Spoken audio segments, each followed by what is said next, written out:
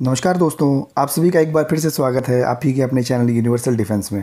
आज की वीडियो में हम राफेल के बारे में विस्तार से जानेंगे। साथ ही राफेल से जुड़ी क्या लेटेस्ट खबरें हैं ये भी मैं आपको बताऊंगा। भारतीय वायुसेना अब और राफेल लेने के मूड में नहीं है, ऐसा क्यों है ये मैं आपको बताऊँगा। और MMRCA 2.0 डील में कौन सा एयरक्राफ्ट भारतीय वायुसेना की सबसे पहली चॉइस है वो भी हम देखेंगे। इन्हीं सब अपडेट्स को जानने के लिए आप अंत तक मेरे साथ इस वीडियो में जुड़े रहें। तो चलिए शुरू करते हैं। दोस्तों, दुश्मन की नींद उड़ाने के लिए राफेल भारत में आ चुका है। भारतीय वायुसेना के अंबाला एयरबेस पर राफेल की इंडक्शन सेरेमनी आयोजित की गई। इस सेरेमनी में भारत के रक्षा मंत्री राजनाथ सिंह और फ्रांस की रक्षा मंत्री फ्लोरेंस पार्ले शामिल हुई। दोस्तों, आज हम राफेल के बारे में जानेंगे, उसकी ताकत और उसकी कमजोरी का आकलन करेंगे और क्यों दुश्मन की नींद राफेल ने उड़ा दी है वो भी देखेंगे। दोस्तों, इस वीडियो में मैं आपको ऐसी खास बात राफेल के बारे में बताऊंगा जो अभी तक आपने नहीं सुनी होगी। उसके लिए आपको इस वीडियो को अंत तक देखना होगा।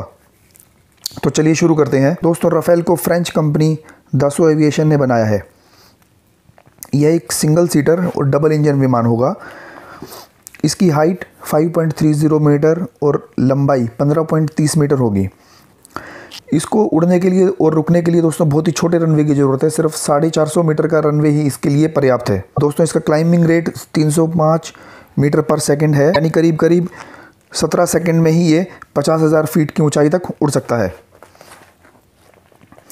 इसकी रेंज भी करीब 3700 किलोमीटर के आसपास है।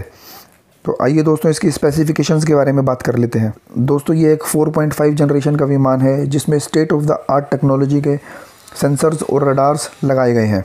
इसमें लगाए गए कनार्ड विंग्स इसे हाईली मैन्यूवर बनाते हैं, जिससे यह 11G तक के मैन्यूवर्स बड़ी आसानी से कर सकता है। इसमें DVI सिस्टम भी लगाया गया है। DVI यानी डायरेक्ट वॉइस इनपुट, यानी ये पायलट के बोलने से ही उस ऑपरेशंस को अंजाम दे देता है जो पायलट प्लेन से करवाना चाहता है। इसके अंदर ऑनबोर्ड ऑक्सीजन जनरेटिंग सिस्टम भी लगा हुआ है, जिससे पायलट को अलग से ऑक्सीजन कैरी करने की ज़रूरत नहीं है। इसके सेल्फ डिफेंस सिस्टम का नाम है स्पेक्ट्रा, जो इसे दुश्मन के हवाई या ज़मीनी हमले से बचाता है। दोस्तों, इसमें स्कैल्प और हैमर एयर टू ग्राउंड मिसाइलें लगी हैं, जिनकी एक्यूरेसी बहुत ही ज़्यादा है और हवा से हवा में मार करने वाली मीटियोर मिसाइल का तो कोई सानी ही नहीं है। इसमें 14 हार्ड पॉइंट्स मिसाइलें और एक्स्ट्रा फ्यूल कैरी करने के लिए हैं, जिसमें से 5 हार्ड पॉइंट्स हैवी वेट करने के काबिल हैं। दोस्तों, इसके शुरुआती दौर में इसमें अमेरिका का ही F404 GE इंजन लगाया गया था, जिसे जनरल इलेक्ट्रॉनिक्स बनाती है, लेकिन बाद में फ्रेंच कंपनी ने इसे अपने ही देश में निर्मित इंजन से रिप्लेस किया, जिसका नाम है स्नैकमा M88। दोस्तों, ये एक ट्विन इंजन विमान है जिसका एक इंजन 75 किलो न्यूटन की पावर जनरेट करता है, यानी दोनों इंजन मिलके करीब 150 किलो न्यूटन की पावर जनरेट करते हैं। दोस्तों, इसके कॉकपिट में आज के युग के सभी एडवांस्ड फीचर्स लगाए गए हैं और इसका हेलमेट माउंटेड डिस्प्ले पायलट को दुश्मन को ढूंढने और उसे ट्रैक करने के लिए बहुत मदद करता है। दोस्तों, यह विमान फ्लाई बाय वायर सिस्टम से लैस है, जिसमें प्लेन को मैनुअली कंट्रोल करने की कोई ज़रूरत नहीं है और कंप्यूटर के द्वारा ये खुद ब खुद उड़ सकता है और दुश्मन को ढूंढ भी सकता है।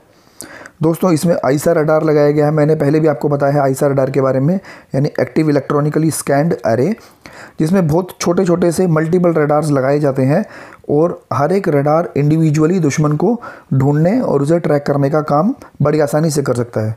दोस्तों, आईसा रडार का सबसे बड़ा फ़ायदा ये है कि अगर इसके कुछ पोर्शन ख़राब भी हो जाए या कुछ रडार के पार्ट्स ख़राब भी हो जाए, तो बाकी का जो रडार है वो अपना काम सुचारू रूप से करता रहता है। दोस्तों, इसमें IRST सिस्टम भी लगाया गया है, यानी infrared search and track system. दोस्तों, जो ऑब्जेक्ट्स इंफ्रारेड रेडिएशंस रिलीज़ करते हैं उनको ये सर्च और ट्रैक करने में माहिर है। दोस्तों, दुश्मन की सीमा के अंदर तक मार करने की क्षमता इसको अपनी कैटेगरी में सबसे घातक विमान बनाती है और इसकी सबसे खास बात यह है कि यह एक बार में 8 टारगेट्स को एम करके उन पर निशाना लगा सकती है। आइए अब बात करते हैं कैग से जुड़ी रिपोर्ट के बारे में।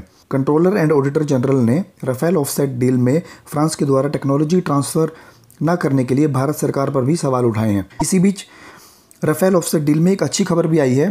फ्रेंच कंपनी सैफरन ने DRDO और हेल के साथ एग्रीमेंट किया है, जिसमें वह M88 की तर्ज पर ही एक 110 किलो न्यूटन की थ्रस्ट जनरेट करने वाला इंजन बनाया जाएगा।